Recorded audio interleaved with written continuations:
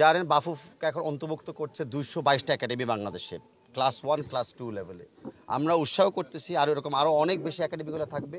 প্রত্যেকটা একাডেমির পিছনে বাফুফ কোনো না কোনোভাবে সাপোর্ট দিয়ে থাকবে, এটা ফাইন্যান্সিয়াল হোক, ইনফ্রাস্ট্রাকচার হোক, টেকনিক্যাল হোক বা সবগুলাই হোক। কারণ প্লেয়ার তৈরিতে আমাদের ফুটবল গ্রাসরুটস লেভেলে একদম ছড়ায় ছিটিয়ে খেলতে হবে।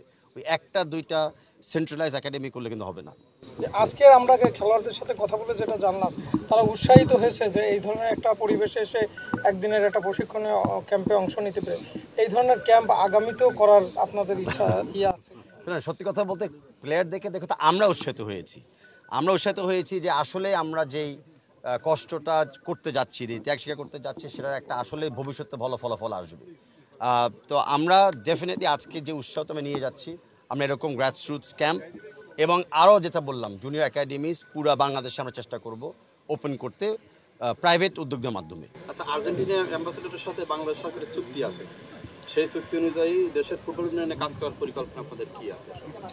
আর্জেন্টিনা আর বাংলাদেশের একটা লিখিত চুক্তিও আছে এবং আর্জেন্টিনা ফ্যান এবং বাংলাদেশের ফ্যানদের একটা আত্মা সম্পর্ক, যেটা আপনারা জানেন যে আর্জেন্টিনার ফুটবল ফ্যানরা বাংলাদেশের স্পোর্টস দেখে, বাংলাদেশের ফ্যানরা তো আর্জেন্টিনাকে দেখে।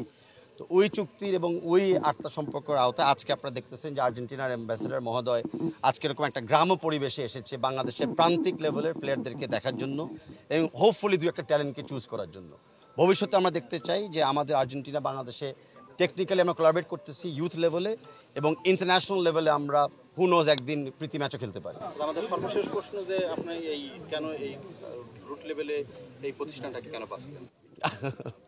এই প্রতিষ্ঠানটা আমাদের বাঁচার কিছু না, এই প্রতিষ্ঠানটা সবচেয়ে বেশি এগিয়ে আছে। এই প্রতিষ্ঠানটা যাদের উদ্যোগে, ইনফ্যাক্ট প্রতিষ্ঠানটা আগে একদম গ্রামবাসী উদ্যোগে কিন্তু তৈরি হয়েছে, তারপরে না রেডিয়েন্ট ফার্মাসিউটিক্যালসের মালিক এবং আমাদের এলাকার কৃতি সন্তান নাসির জাহিদি সাহেব এটাকে আরেকটু ডেভেলপ করেছে। তো সিন্স এরকম একটা মাটির চাহিদা ছিল যে আমরা গ্রাসরুটস প্লেয়ারদেরকে তৈরি করতে চাই, গ্রাম পরিবেশ থেকে আমরা তৈরি করতে চাই, তো সেই জায়গাটা আমরা আজকে বেছে নিয়েছি এবং আশা করি আপনাদের মাধ্যমে পুরো দেশ এটা ব্যাপারে জানবে, অ্যান্ড সোশ্যাল মিডিয়ার মাধ্যমে AFC FIFA এই একাডেমির ব্যাপারেও জানবে।